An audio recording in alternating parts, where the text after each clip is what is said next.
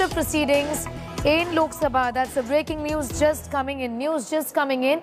Proceedings where Home Minister is speaking in Lok Sabha. उसे रुकने का इशारा और प्रयास किया गया।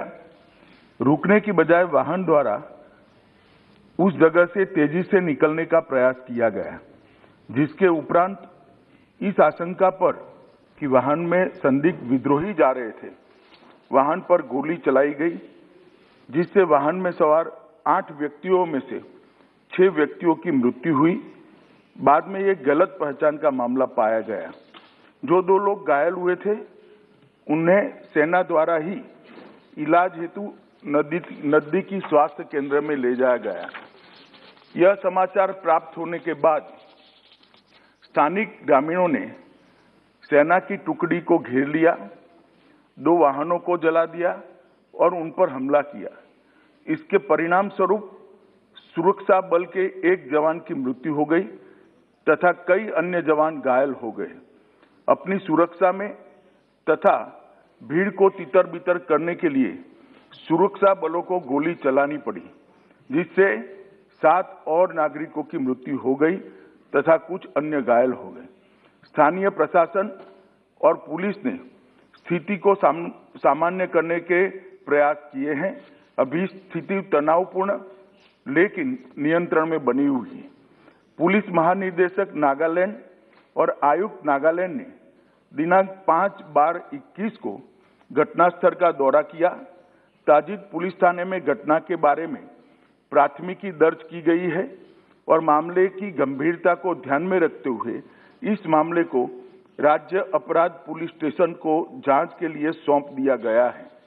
इस संदर्भ में एक विशेष जांच टीम SIT का गठन किया गया है, जिसे 1 माह के अंदर जांच पूरी करने के निर्देश दिए गए हैं।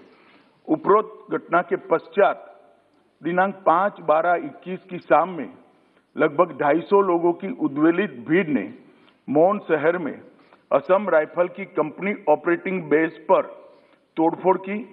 भीड़ ने COB के मकान में आग लगाई, जिसके उपरांत असम राइफल की टुकड़ी को भीड़ को तितर-बितर करने के लिए गोली चलानी पड़ी।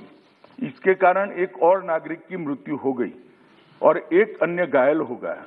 प्रभावित क्षेत्र में किसी और अप्रिय घटना को रोकने के लिए अतिरिक्त बलों की तैनाती कर दी गई है। सेना की 3 कोर मुख्यालय द्वारा एक प्रेस वक्तव्य जारी किया गया है, जिसमें निर्दोष नागरिकों की दुखद मृत्यु के घटनाक्रम पर अत्यधिक दुख सेना द्वारा व्यक्त किया गया है। सेना द्वारा इन दुर्भाग्यपूर्ण मृत्यु के कारणों की जांच उच्चतम स्तर पर की जा रही है और कानून के अनुसार समुचित कार्यवाही की जाएगी। घटना की सूचना मिलने पर मैंने तत्काल नागालैंड के गवर्नर और मुख्यमंत्री जी से संपर्क किया। गृह मंत्रालय द्वारा भी नागालैंड के मुख्य सचिव और पुलिस महानिदेशक से संपर्क किया गया। कल पूरे दिन स्थिति को मॉनिटर किया गया। गृह मंत्रालय द्वारा तुरंत पूर्वोत्तर के प्रभारी अपर सचिव को कोहिमा भेजा गया, जहां उन्होंने आज सुबह नागालैंड राज्य सरकार के मुख्य सचिव एवं अन्य वरिष्ठ अधिकारियों और अर्धसैनिक बलों के वरिष्ठ अधिकारियों के साथ बैठक की। स्थिति का विस्तारपूर्ण समीक्षा की है, ताकि यह सुनिश्चित किया जा सके कि शीघ्र सामान्य स्थिति बहाल हो।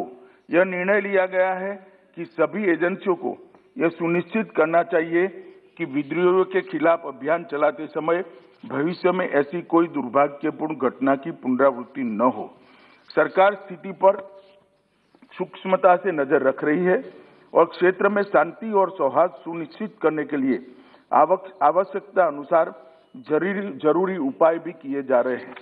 राज्य प्राधिकारियों ने एहतियात के तौर पर प्रभावित इलाकों में निषेधाज्ञा लागू की है।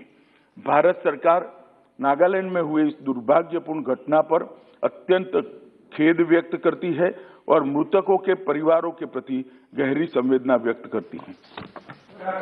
आइटम नंबर 17 नो, मैंने सबको पर्याप्त मौका दे दिया, कोई रिकॉर्ड में नहीं आएगा।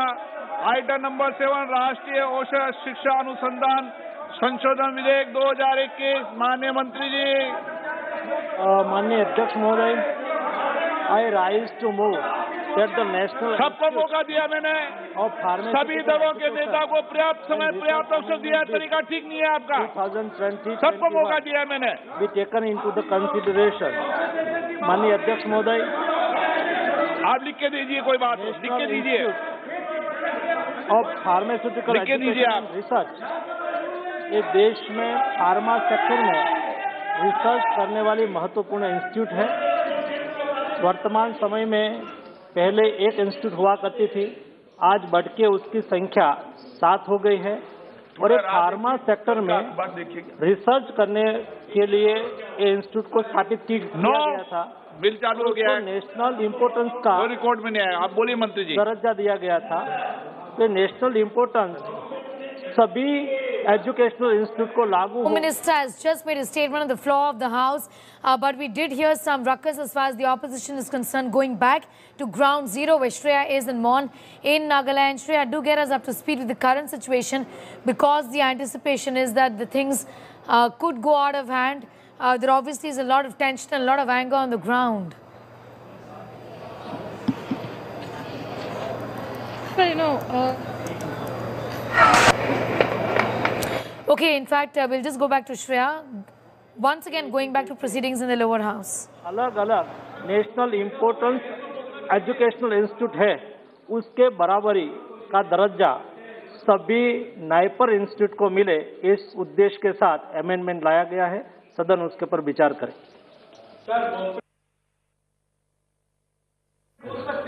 श्री अब्दुल खलीक जी। जी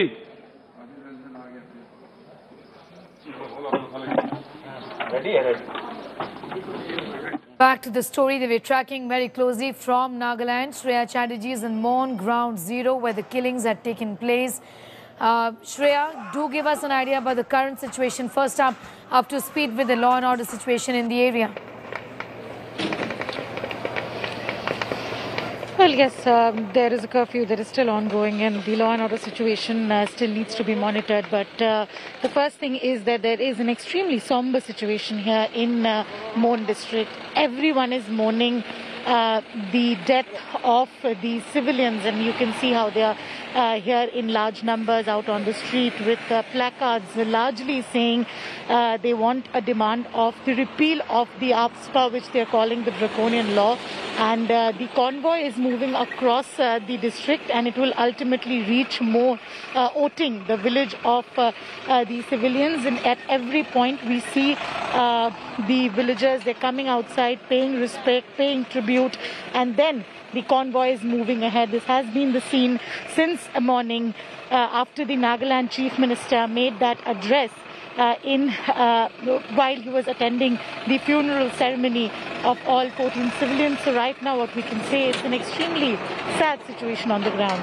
Shreya, this long-standing demand, and this has just triggered the need, and that's what the people on the ground are saying, including their representatives in Parliament and the Assembly, that this is the time now to pull back the draconian Armed Forces Special Powers Act, and there is no need for the imposition of AFSPA in this area now, isn't it? Well, absolutely, so Sneha, you know, and we are seeing a unanimous call right now. The Meghalaya Chief Minister, the Chief Minister of Nagaland, they're all unanimously saying they want to repeal of the AFSPA. They want AFSPA to be taken back. They're calling it a draconian law. This is the clamor right now here in Mon district in Nagaland, and you know, we can see this is also a growing clamor across Northeast. Situation is tense, but first up, it's an extremely sad situation. The scenes that we are getting here from Mon, almost everyone teary-eyed. So it's a sad day, we could say, for the Mon district especially. But yes, the call largely is on the repeal of AFSPA that we are seeing as an unanimous clamor right now. Amit Shah has said, in fact, the Home Minister in the House, that forces were forced, in fact, to open fire. We'll play out that reaction also of Amit Shah in a bit from now. But Shreya, just to give us an idea about this statement, break this particular statement down for us. Well, the statement that was given in by Amit Shah was a formal statement that was about what the information they have at hand about why the forces had to open fire when these coal mine wagers were coming back home. At the end of the day, they were civilians. At the end of the day, it was a wrong intelligence input that the army forces acted upon. So definitely there's a high-level inquiry that's also been initiated parallelly. We also see that similar inquiry has been ordered by the Nagaland Chief Minister as well, and that's also going ahead at par. But probably very difficult to make that thing understand to the locals over here. We tried to talk with a lot of them. There's a trust deficit that exists with us and the people over here in Nagaland, but largely voices, whoever we could speak to, were very angry. They do not feel that whatever is being said right now after the killing is a justified answer, because they say that none of those who died deserve to die. So that's largely the voice from here in Mon district right now. All right, Shreya, be with us. We'll just come back to you for more on that. Meanwhile, the Home Minister has just told the House that an SIT has been formed. Let's go back to that statement he made a while ago in the lower house. माननीय अध्यक्ष जी, भारतीय सेना को नागालैंड के मौन जिले के तिजित क्षेत्र में तिरू गांव के पास उग्रवादियों की आवाजाही की सूचना मिली थी। इसके आधार पर सेना के 21 पैरा कमांडो के एक दस्ते ने दिनांक 4/12/2021 की शाम को संदिग्ध क्षेत्र में एम्बुश लगाया था। एम्बुश के दौरान एक वाहन एम्बुश के स्थान के समीप पहुंचा। उसे रुकने का इशारा और प्रयास किया गया। रुकने की बजाय वाहन द्वारा उस जगह से तेजी से निकलने का प्रयास किया गया, जिसके उपरांत इस आशंका पर कि वाहन में संदिग्ध विद्रोही जा रहे थे, वाहन पर गोली चलाई गई, जिससे वाहन में सवार 8 व्यक्तियों में से 6 व्यक्तियों की मृत्यु हुई। बाद में ये गलत पहचान का मामला पाया गया। जो 2 लोग घायल हुए थे, उन्हें सेना द्वारा ही इलाज हेतु नजदीकी स्वास्थ्य केंद्र में ले जाया गया। यह समाचार प्राप्त होने के बाद स्थानिक ग्रामीणों ने सेना की टुकड़ी को घेर लिया, 2 वाहनों को जला दिया और उन पर हमला किया। इसके परिणाम स्वरूप सुरक्षा बल के एक जवान की मृत्यु हो गई तथा कई अन्य जवान घायल हो गए। अपनी सुरक्षा में तथा भीड़ को तितर-बितर करने के लिए सुरक्षा बलों को गोली चलानी पड़ी, जिससे 7 और नागरिकों की मृत्यु हो गई तथा कुछ अन्य घायल हो गए। स्थानीय प्रशासन और पुलिस ने स्थिति को सामान्य करने के प्रयास किए हैं। अभी स्थिति तनावपूर्ण लेकिन नियंत्रण में बनी हुई है। पुलिस महानिदेशक नागालैंड और आयुक्त नागालैंड ने दिनांक 5/12/21 को घटनास्थल का दौरा किया। ताजित पुलिस थाने में घटना के बारे में प्राथमिकी दर्ज की गई है और मामले की गंभीरता को ध्यान में रखते हुए इस मामले को राज्य अपराध पुलिस स्टेशन को जांच के लिए सौंप दिया गया है। इस संदर्भ में एक विशेष जांच टीम SIT का गठन किया गया है, जिसे 1 माह के अंदर जांच पूरी करने के निर्देश दिए गए हैं।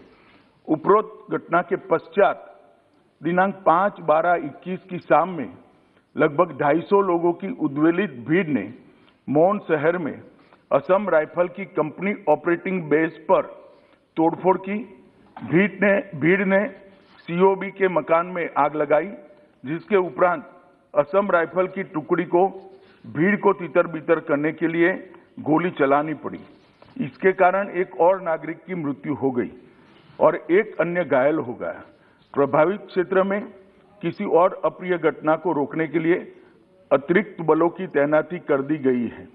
सेना की 3 कोर मुख्यालय द्वारा एक प्रेस वक्तव्य जारी किया गया है, जिसमें निर्दोष नागरिकों की दुखद मृत्यु के घटनाक्रम पर अत्यधिक दुख सेना द्वारा व्यक्त किया गया है। सेना द्वारा इन दुर्भाग्यपूर्ण मृत्यु के कारणों की जांच उच्चतम स्तर पर की जा रही है और कानून के अनुसार समुचित कार्यवाही की जाएगी। घटना की सूचना मिलने पर मैंने तत्काल नागालैंड के गवर्नर और मुख्यमंत्री जी से संपर्क किया। गृह मंत्रालय द्वारा भी नागालैंड के मुख्य सचिव और पुलिस महानिदेशक से संपर्क किया गया। कल पूरे दिन स्थिति को मॉनिटर किया गया। गृह मंत्रालय द्वारा तुरंत पूर्वोत्तर के प्रभारी अपर सचिव को कोहिमा भेजा गया, जहां उन्होंने आज सुबह नागालैंड राज्य सरकार के मुख्य सचिव एवं अन्य वरिष्ठ अधिकारियों और अर्धसैनिक बलों के वरिष्ठ अधिकारियों के साथ बैठक की, स्थिति का विस्तारपूर्ण समीक्षा की है, ताकि यह सुनिश्चित किया जा सके कि शीघ्र सामान्य स्थिति बहाल हो। यह निर्णय लिया गया है कि सभी एजेंसियों को यह सुनिश्चित करना चाहिए कि विद्रोहियों के खिलाफ अभियान चलाते समय भविष्य में ऐसी कोई दुर्भाग्यपूर्ण घटना की पुनरावृत्ति न हो। सरकार स्थिति पर सूक्ष्मता से नजर रख रही है और क्षेत्र में शांति और सौहार्द सुनिश्चित करने के लिए आवश्यकता अनुसार जरूरी उपाय भी किए जा रहे हैं। राज्य प्राधिकारियों ने एहतियात के तौर पर प्रभावित इलाकों में निषेधाज्ञा लागू की है। भारत सरकार नागालैंड में हुए इस दुर्भाग्यपूर्ण घटना पर अत्यंत खेद व्यक्त करती है और मृतकों के परिवारों के प्रति गहरी संवेदना व्यक्त करती है। My colleague Shreya Chatterjee continues to be with us from Mon in Nagaland. Shreya, in fact, you were telling us that this incident once again has brought the leaders in the northeastern part of the country together in their demand for repeal of the controversial AFSPA. Essentially, many of them coming out and saying that it is because of this act that the forces get a lot of protection, they get away with a lot because of the Armed Forces Special Powers Act, and it's the need of the hour really is to pull this back, isn't it?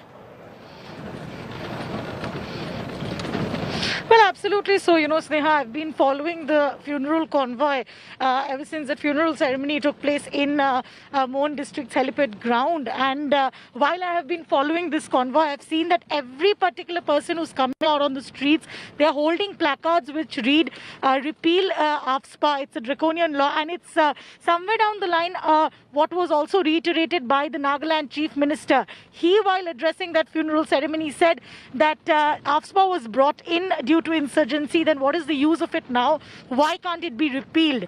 So what we do see in Northeast after this incident is a trigger of the demand of the withdrawal of the AFSPA. And that's not just the demand here from Nagaland. We also saw the Meghalaya Chief Minister also send out a similar message. So definitely this is a more or less unanimous clamor of the Northeast and not just Nagaland, that we could very well say. Absolutely. Shreya Chatterjee getting us up to speed with all of those developments from Nagaland, where this horrific incident has taken place.